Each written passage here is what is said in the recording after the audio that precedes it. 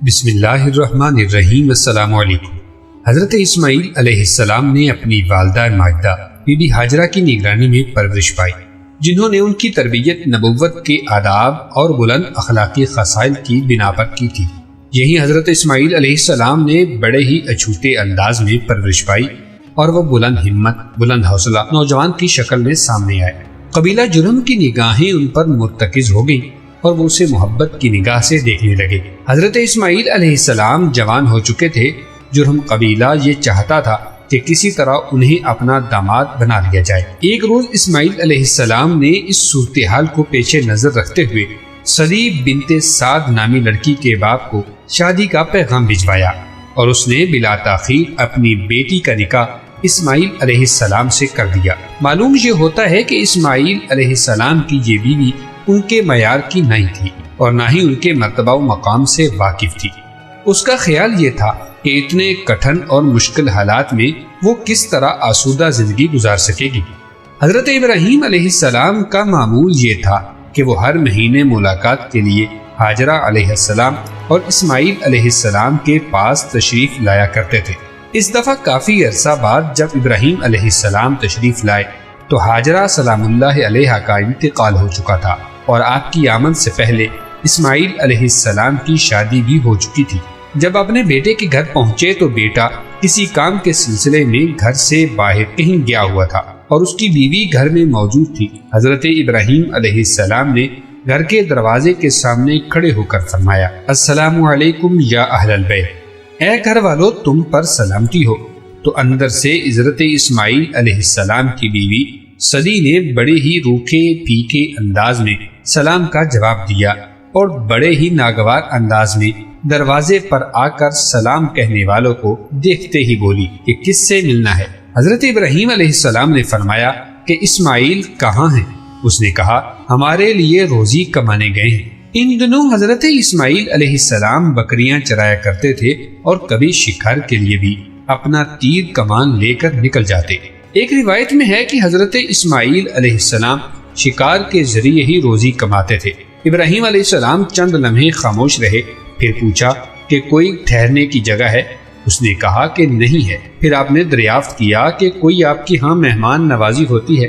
تو اس نے بڑی بے رخی سے یہ جواب دے دیا کہ مہمان نوازی کہاں سے ہوگی، کھانے کو کچھ نہیں، بکری اتنا کم دودھ دیتی ہے کہ گزارا ہی نہیں ہوتا اور پانی حاصل کرنا اتنا مشکل ہے کہ کچھ نہ پوچھے۔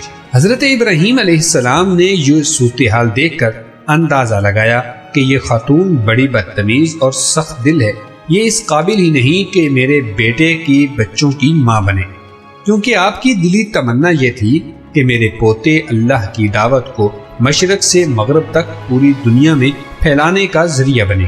حضرت ابراہیم علیہ السلام نے اس موقع پر اس خاتون سے کہا کہ جب اسماعیل گھر آئے تو اسے یہ پیغام دے دینا کہ اپنے گھر کے دروازے کی دہلیز کو بدل ڈالے، اور یہ پیغام دے کر حضرت ابراہیم علیہ السلام وہاں سے روانہ ہوئے۔ جب اسماعیل علیہ السلام گھر پہنچے تو انہیں یہ احساس ہوا کہ کوئی ان کے گھر آیا تھا۔ اپنی بیوی سے پوچھا، آج کوئی یہاں آیا تھا کیا؟ وہ مذاق کے انداز میں بولی، ہاں یہاں ایک بوڑھے آدمی آئے تھے، وہ آپ کے بارے میں پوچھ رہے تھے، میں نے انہیں بتا دیا۔ اسماعیل علیہ السلام نے بیوی سے کہا، اس نے تم سے کیا پوچھا تھا؟ اس نے کہا کہ اس نے ہماری زندگی اور ہمارے روزگار کے بارے میں پوچھا تھا۔ اسماعیل علیہ السلام نے پوچھا، پھر تم نے کیا جواب دیا؟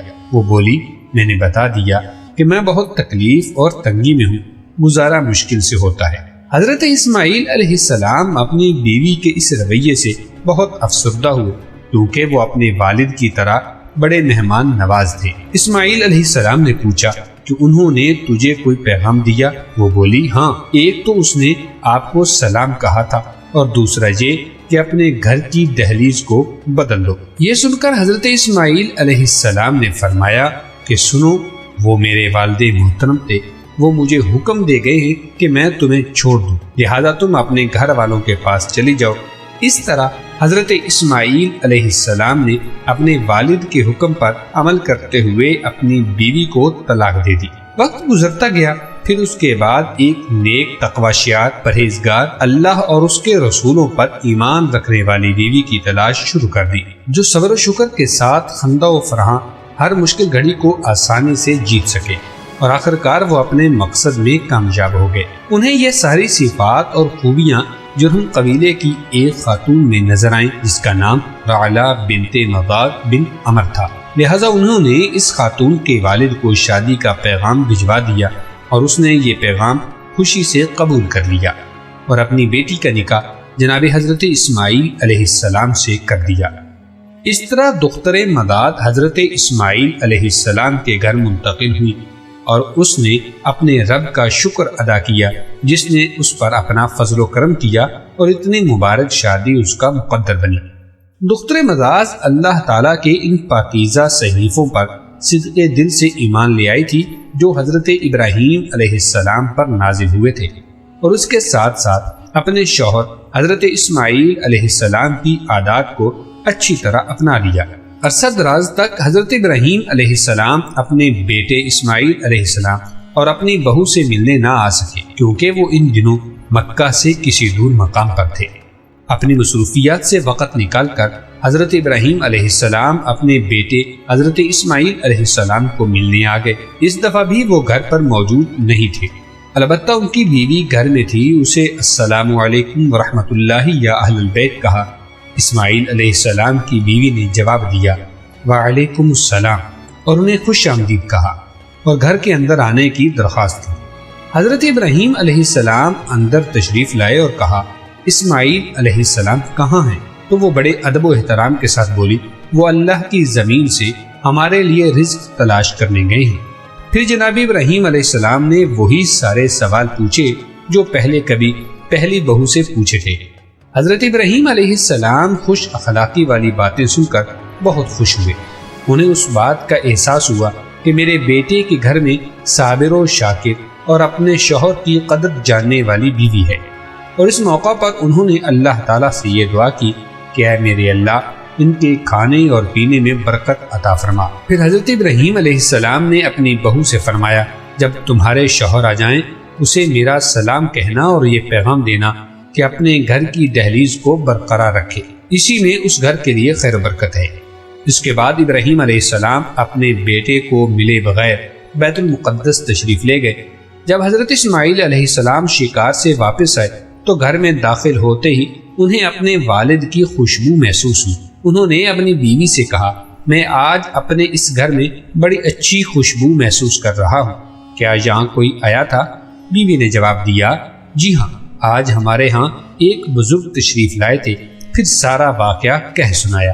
حضرت اسماعیل علیہ السلام خوشی کا اظہار کرتے ہوئے بولے کہ وہ میرے والد محترم تھے، تم ہی گھر کی دہلیز ہو، وہ مجھے حکم دے گئے ہیں کہ میں تمہیں ہمیشہ اپنے پاس رکھوں۔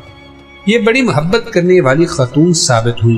مورخین کہتے ہیں کہ اسماعیل علیہ السلام کو اللہ تعالیٰ نے ان کے وطن سے 12 بیٹے عطا فرمائے۔ اللہ تعالیٰ نے اسماعیل علیہ السلام کی اولاد میں برکت عطا فرمائی اور وہ مختلف علاقوں میں پھیل گئے۔